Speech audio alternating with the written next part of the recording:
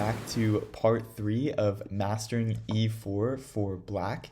We've always been playing e5, and we've been looking at lines inside of the Spanish. In part 1, we looked at the exchange variation, and in part 2, we looked at going back to a4. We're going to bring out our knight, and we looked at when white castles, we're going to play b5, and when the bishop drops back, we play bishop to c5. In the last video, we looked at lines after d3, making this pawn chain in the center. In this video, we're going to be looking at c3, which is preparing d4, trying to make this big pawn mountain in the center. So we're going to respond to c3 in the same way we do to d3, and we're going to play d6, making this pawn chain. Now, the whole idea of playing c3 is to play d4. We're just going to drop our bishop back to b6, and now white has a couple of options from here. The first two that come to mind is either pushing this pawn or exchanging the pawn in the center. However, if white pushes this pawn, this is probably going to be a mistake on white's part because this unleashes the dark square bishop as well as closes in their own light square bishop. And although white gets a tempo on our knight, we can play knight to e7 with the idea of going to g6. Now this bishop is super strong and this bishop is shut out, and we can start to think about playing knight g5 and trying to pile up on this f-pawn. So pushing would be a mistake, and now let's see if white exchanges pawns. If white takes our pawn here, we should know to take with the knight. And there's a line here that white might try to play to win a pawn. It goes like this. First, white exchanges off the knights, and then exchanges off the queens. The king is lured away from the defense of this f-pawn, and then white chops it off. We can respond to this move by playing rook to f8, attacking this bishop. The bishop has to go back. It could either go to d5 or b3, and we can take this pawn in the center. And now black's the one that's on the attack. If the bishop goes to d5, we can just take it with the knight.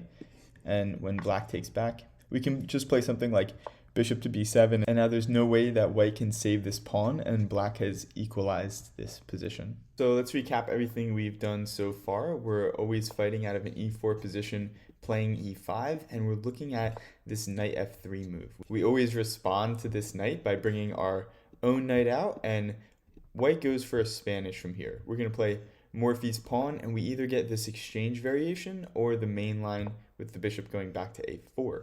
We're going to bring our other knight out, attacking this center pawn, and white opts to castle away. We play b5 now, disconnecting this bishop from this knight.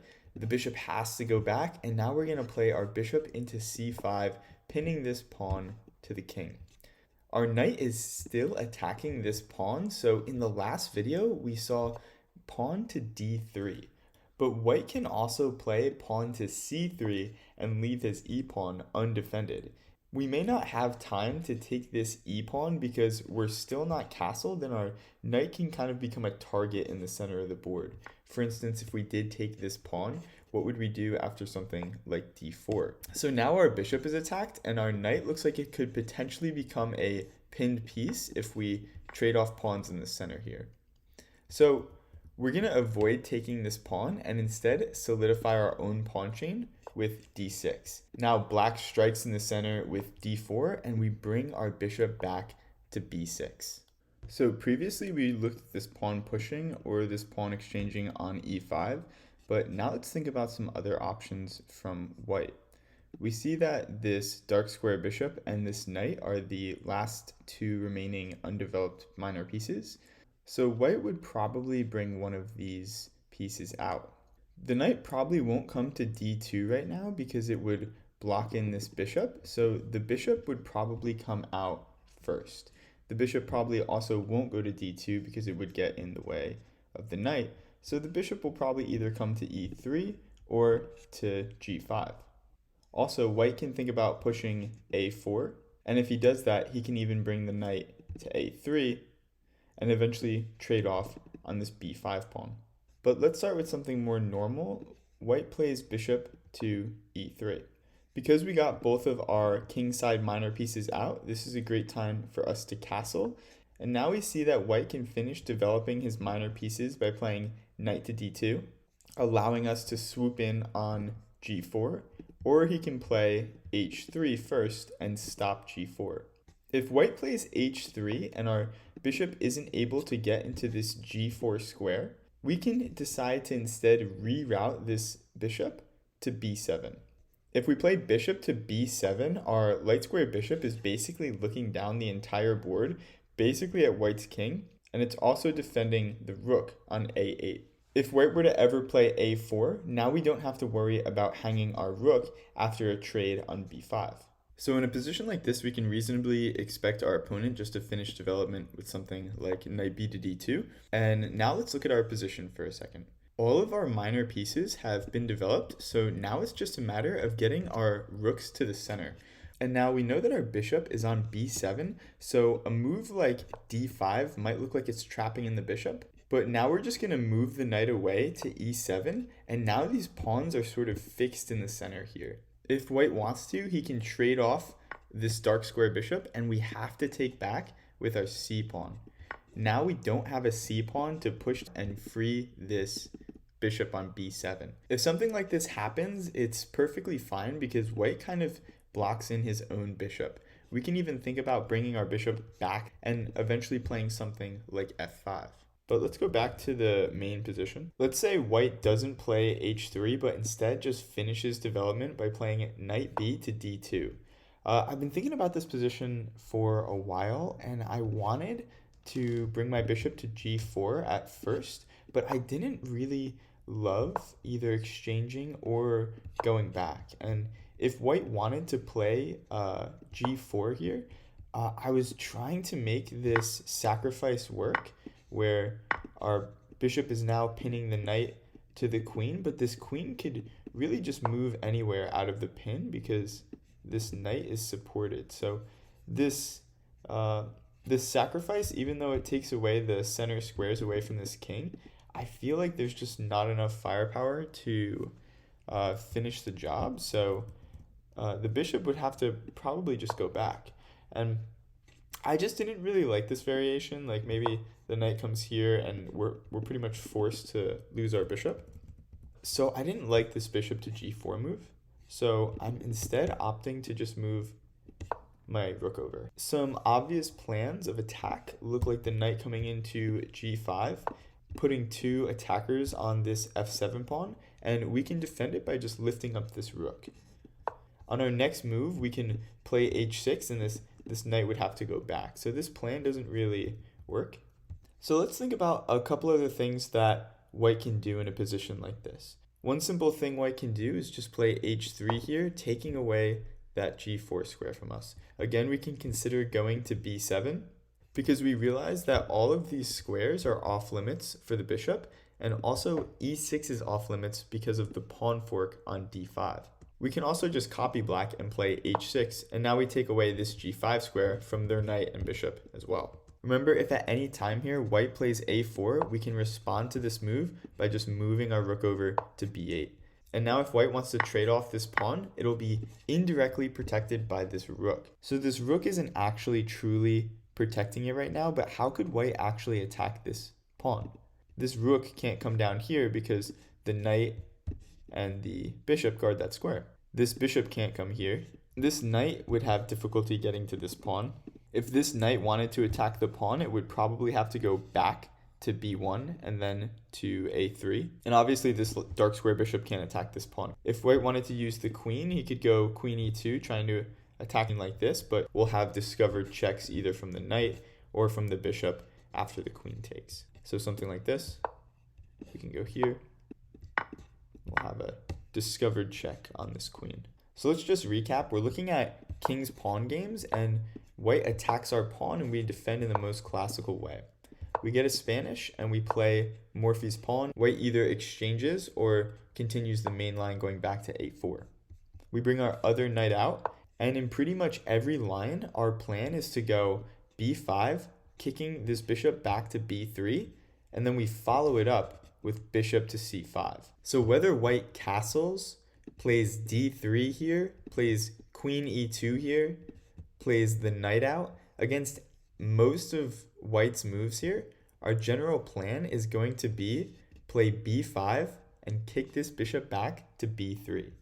After that, we're going to follow it up with bishop to c5 and hopefully pin this pawn to the king that arrives on g1. In the first video, we looked at when white castles, we follow through with our plan of kicking the bishop back and bringing our bishop to c5. And we looked at when white plays d3. Now you may realize that if we go back, we can do this same plan against d3 here. We play b5 and then bishop to c5. And if white castles, we're in the exact same position as we were before. But now that you're watching the c3 video, you may be wondering if this position transposes. What I mean is, if we go back to this position, if white plays c3 here, hoping that this position would transpose, white now hangs the e4 pawn. Because we didn't play bishop to c5, our knight is free to go into that square. So if white tries to attack our knight, we can go and attack the bishop. You may be wondering, why can't white just trade off the defender of this e5 pawn and then take it with the knight? We can use the same tactics that we learned from the exchange variation of taking away from the center, opening up lines for this queen and bishop to come out, so that when the knight tries to take this e5 pawn, in the exchange variation, we looked at lines of this queen coming, but now we see that that square is off limits. So a nice alternative to that tactic is actually going to g5. Same general plan of attacking this isolated knight and also attacking the weak king. We're going to play queen to g5. Now white has to kind of pick his poison. He can either go back and lose his g-pawn, or he could castle and lose the knight, but either way, it's not going to be a good game for white. So basically, whenever we're in the Spanish, we always play Morphy's pawn, and we have this plan to play b5 and bishop c5. There's only one time where we really don't do that, and it's when white plays an early c3.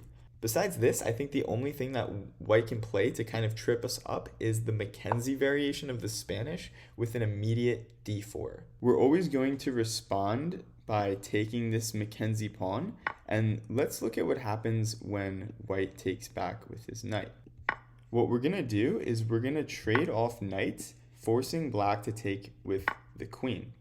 We continue in a similar manner by playing b5 and sending this bishop back, but now we throw in the move c5, attacking this queen. If the queen goes back, we can trap this bishop, so the queen has to come to e5 and check us. Now we can develop our dark square bishop, and we're ready to shut the door on that light square bishop. Black is also ready to castle on the next move and maybe play something like bishop to b7, or playing something like d6 to attack the queen. The queen looks a little exposed here. Nothing is really going to result from this pin because white's other pieces are just too far away. So we could go back to the main position here. Let's see what happens when white tries to trade off first and then take this pawn. Black realizes that white kind of just pinned his own knight to the queen. We can just push our c-pawn and force the knight off this diagonal and take away castling rights from white. Now we go back, so those were the two knight-taking variations. And now let's look at the whole point of playing the Mackenzie is getting in e5.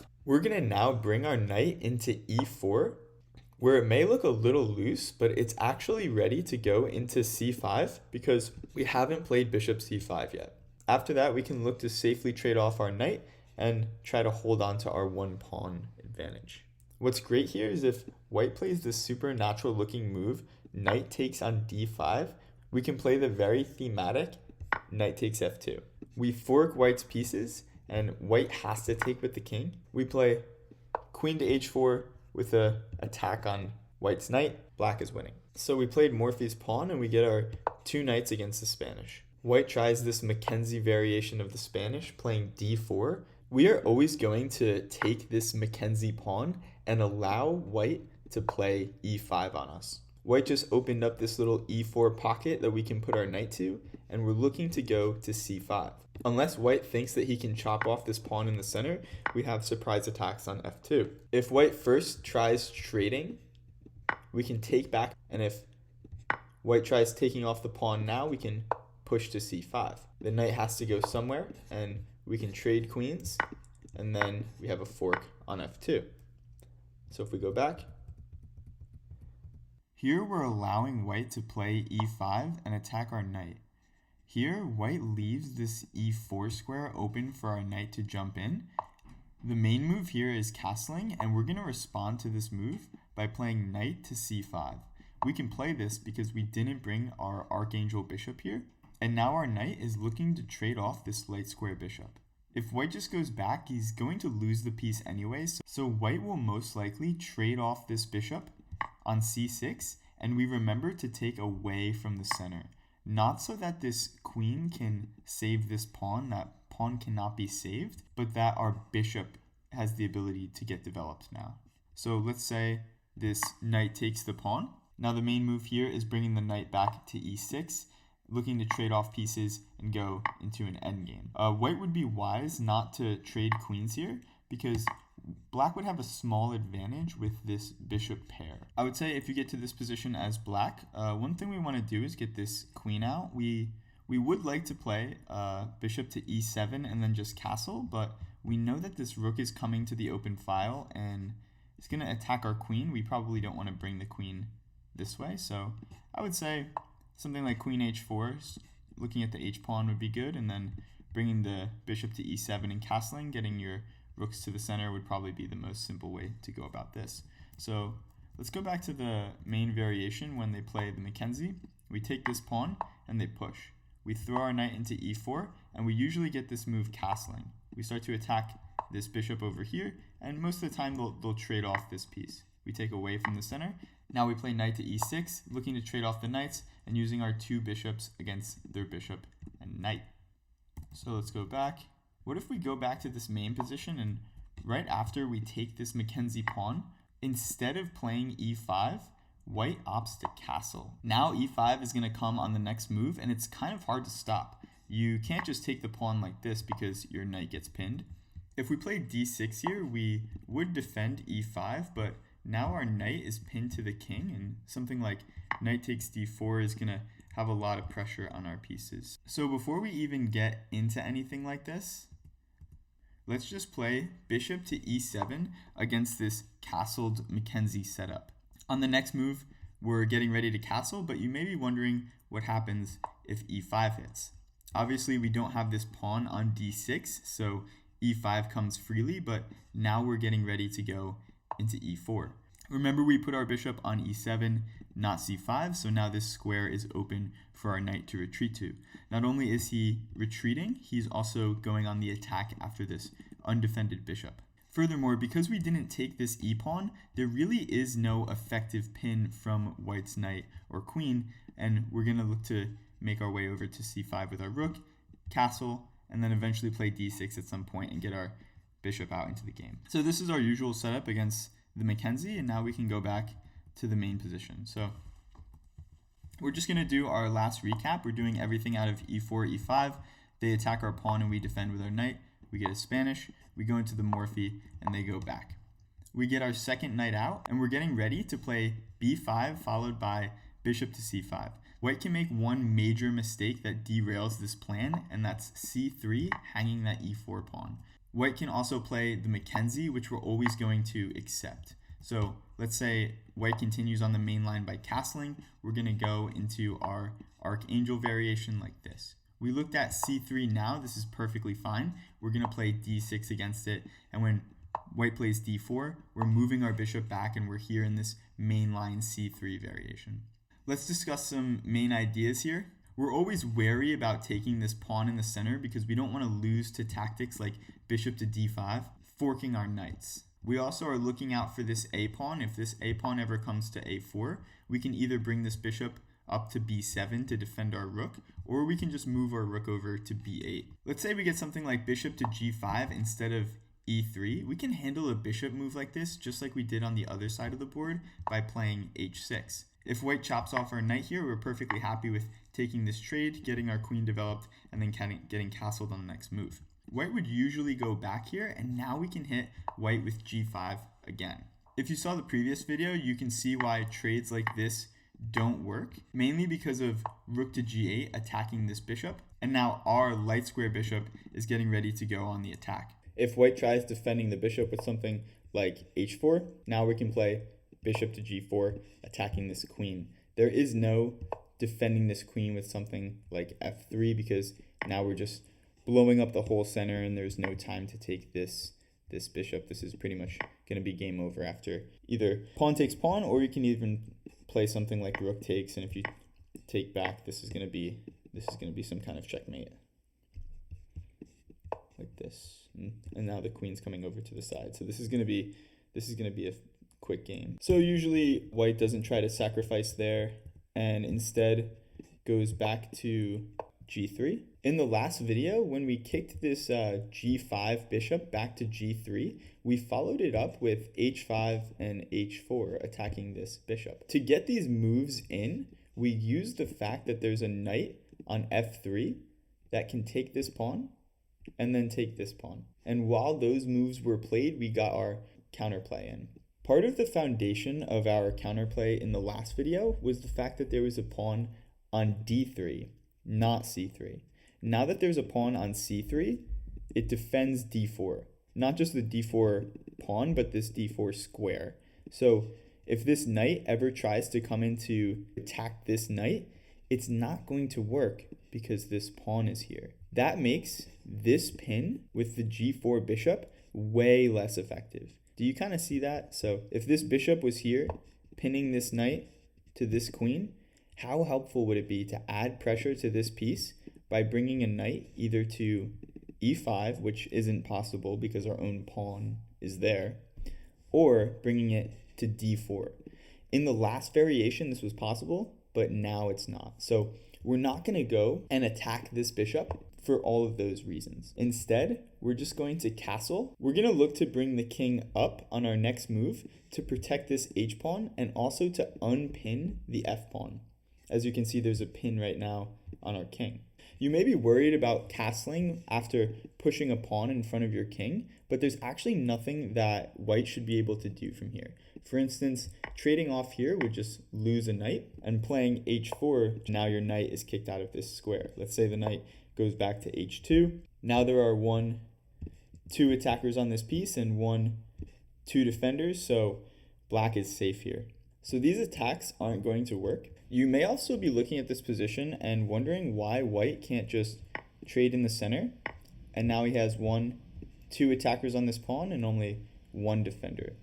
If white tries to win a pawn here by taking with the knight, we can trade off knights, then trade off queens, and when white takes back, we can now take this pawn on f2. The king has to take, and now we get this nice fork on g4. Now, no matter where the king goes, this black knight can take back in the center, and he has an outpost, and now this bishop can either come to b7 or g4. And white has managed to equalize this position. So this is the major ideas of the Spanish, and we can stop the video now because we are like 25 minutes in, and you should give yourself a pat on the back for making it through this, because this is a lot of chess technique here, but if you could get good at just these positions, you'll have a very successful Spanish. And thanks for watching this video. I'm sure we'll have more e4, e5 positions like the Italian, the Scotch, the Ponziani, and the King's Gambit. So thank you so much for watching, and take care.